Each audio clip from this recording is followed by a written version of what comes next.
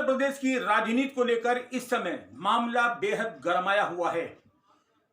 Social media इस समय भरा पड़ा है और ये खुल करके आरोप लगा रहा है कि उत्तर प्रदेश की भारतीय जनता पार्टी के राजनीति में जल्द ही बहुत बड़ा फेरबदल होने वाला है।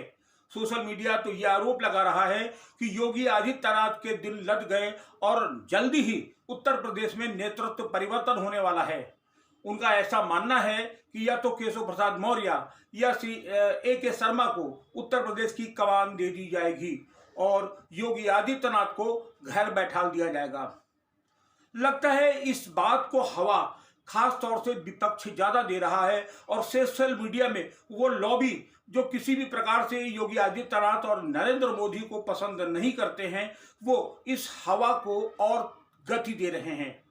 सच्चाई ये है कि उत्तर प्रदेश में फेरबदल तो होगा, लेकिन मुख्यमंत्री की कुर्सी पर किसी प्रकार का न कोई संकट है और न किसी प्रकार का कोई फेरबदल होगा।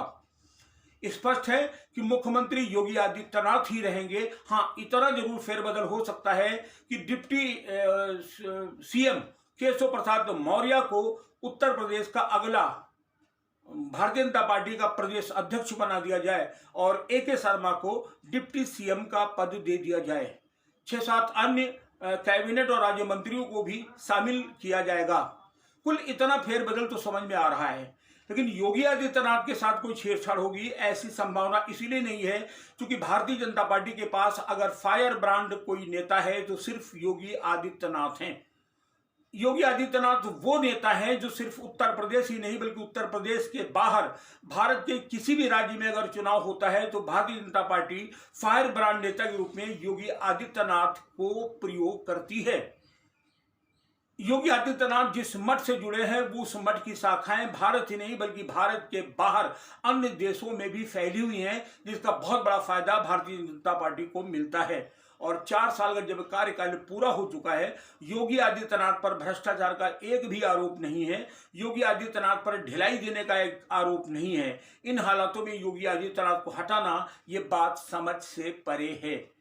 स्पष्ट है कि योगी आदित्यनाथ ने कोरोना काल में जो चुस्ती फुर्ती तेजी दिखाई और जिस ढंग से उन्होंने कोरोना पर काबू पाया, सिर्फ भारत ही नहीं बल्कि WHO ने भी योगी आदित्यनाथ की तारीफ की और शायद दुनिया में उत्तर प्रदेश वो एक राज्य बन गया जिसने सबसे जल्दी कोरोना पर कंट्रोल किया। योगी आदित्यनाथ वो आदमी है जो नरेंद्र मोदी की ही तरीके से कई घंटे यानी 18 घंटे काम करने की क्षमता रखते हैं। हाँ, योगी आदित्यनाथ पर एक आरोप निश्चित लगता है कि वो अपने किसी भी मंत्री और किसी भी विधायक को अनाधिकृत या गलत रूप से कार्य करने की छूट नहीं दे रहे हैं। योगी आदित्यनाथ ने प्रशासन की भी इस समय कस के रखा है कि किसी प्रकार का कोई गलत कार्य नहीं किया जाएगा। इसीलिए जहां एक तरफ विपक्ष छलांगे मार रहा है, वहीं दूसरी तरफ भारतीय जनता पार्टी में भी एक ऐसी लॉबी है जो योगी आदित्यनाथ को पसंद नहीं कर पा रही है, क्योंकि वो अपने पुराने हथकंडे फिर से आजमाना चाहते थे जो योगी आदित्यनाथ के द्वारा संभव नहीं हो पा रहे हैं।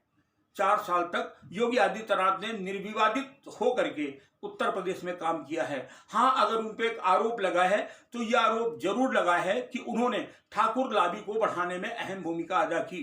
ठाकुर लॉबी पर समर्थन देने का आरोप निसंदेह वैसा ही बेबुनियादी लगता है जैसे जब खूंखार अपराधी विकास यादव का काउंटर हुआ, यानी कि विकास यादव की गाड़ी पलटी और विकास यादव उसमें मारे गए। उस समय तथाकथित ब्राह्मण नेता अचानक उठकर खड़े हो गए और उन्होंने पुरजोर ढंग से यह मामला उठाना शुरू कर दिया कि योगी आदित्यनाथ ब्राह्मणों के विरोधी हैं। लेकिन उस आरोप की भी हवा आसानी से निकल गई। कारण बिल्कुल स्पष्ट है कि 2022 में उत्तर प्रदेश में चुनाव होने हैं। मायावती, अखिलेश यादव और कांग्रेस, इन तीनों लोगों का भविष्य यहीं से तय होना है और तीनों के पास दुर्भाग्य से ऐसा कोई एक मुद्दा अभी तक हाथ में नहीं आया है जिससे वो भारतीय जनता पार्टी की सरकार या योगी आदित्यनाथ को घेर सके। अब उनके पास कुछ ऐसे ही आरोप बनते हैं जिनको वो हवा दे करके बदनाम करना चाहते हैं उत्तर प्रदेश सरकार को। मसलन ब्राह्मणों का तिरस्कार किया जा रहा है, ठाकुर लॉबी को बढ़ावा दिया जा रहा है। इस प्रकार के आरोपों में कहीं कोई दम नजर नहीं आती है। कुल मिलाकर के इन सारे मामलों में तूल तब पकड़ता है जब भारतीय जनता पार्टी में ही बैठे कुछ दिग्गज नेता इसको हवा देने की कोशिश करते हैं और वो आए बाएं साएं बयान दे करके विपक्ष को मौका देते हैं। कुल मिलाकर के ऐसा नहीं लगता कि उत्तर प्रदेश में कुछ ऐसे हालात हैं जिसे नेतृत्व परिवर्तन करना पड़े।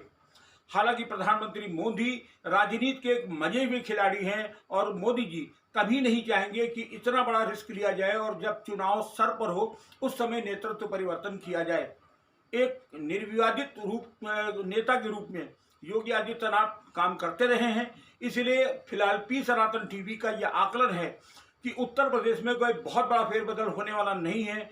केवल और केवल इतना हो सकता है कि केशव प्रसाद मौर्य को उत्तर प्रदेश अध्यक्ष की कमान एक बार फिर दे दी जाए, क्योंकि अभी जो पंचायत के चुनाव हुए हैं उन पंचायत के चुनावों में भाजपा को जबरदस्त मुंह की खानी पड़ी और उसका नेतृत्व कर रहे थे स्वतंत्र देव सिंह। स्वतंत्र देव पर यह आरोप लगा है कि वो घर बैठे रहे और उन्होंने उसका नेतृत्व बहुत अच्छे ढंग से नहीं किया। यही कारण है कि प्रदेश अध्यक्ष को चेंज करने की जो बात चल रही है उसमें केशव प्रसाद मौर्य को अध्यक्ष बनाने की बात हुई है, लेकिन मौर्य जी अड़े पड़े हैं कि उन्हें मुख्यमंत्री बनाया जाए। लेकिन मामला फिलहाल सुलटा सा लिया गया है और कमान संभवतः केशव प्रसाद मौर्य के हाथ में भाजपा की आ जाएगी। मिस्टर शर्मा को एडजस्ट कर दिया जाएगा डिप्टी सीएम के रूप में और योगी आदित्यनाथ एक बार फिर उत्तर प्रदेश में मुख्यमंत्री के रूप में ही कार्य करते रहेंगे। ऐसा ये हमारा आकलन है और ऐसा लगता है कि कोरोना पर जल्द नियंत्रण होने के बाद जल्द ही उत्तर प्रदेश में मंत्रिमंडल का विस्तार हो जाएगा, जिसमें शर्मा जी को डिप्टी सीएम, केशव प्रसाद को प्रदेश अध्यक्ष, योगी आदित्यनाथ मुख्यमंत्री ही रहेंगे और बाकी कुछ नए मंत्री उसमें शामिल किए जाएंगे। और वो मंत्री जो कोरोना काल में भी अपने बंगलों से बाहर नहीं निकले उन्हें संभवतः लाल झंडी दिखाकर बाहर कर दिया जाएगा और कुछ नए चेहरे उत्तर प्रदेश में की सरकार में शामिल किए जाएंगे।